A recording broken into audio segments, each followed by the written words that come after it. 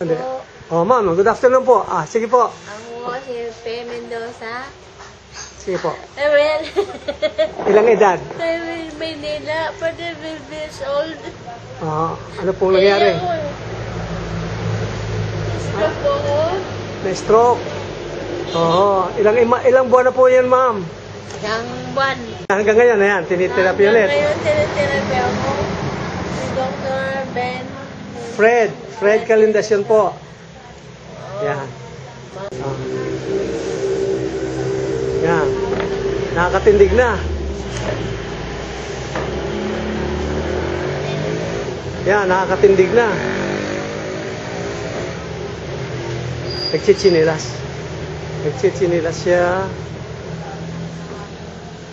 Yan. Nakakalakad na po ako. Nakakalakad na daw siya. Somehow nakakalakad na. So, yung matter of exercise na lang. Wow. Yan. Konting exercise na lang. Kunti exercise na lang. Siguro mga 1 week na lang yan. Basta kayo, ma'am, ngayong umaga? Mabuti naman. At ako'y magaling na. Ah. Nakapagsalita na ako ng matuwid. Wow. Yung Dr. Calindasyon na therapy ako. Ay, salamat sa Nakakalakad Diyos. na ako. Magaling na ako. Praise God. Sige, maraming salamat, ma'am. Very progressive. Thanks be to God. Ayan yan. October 15, 2010, dito po sa Talaga Tanawan. Nakakalakad na daw siya. Sige po, lakad po kayo. Lakad po kayo. Ayan, naglalakad na nga siya. Naglalakad na siya. Ayan. Hello, good morning. Good morning.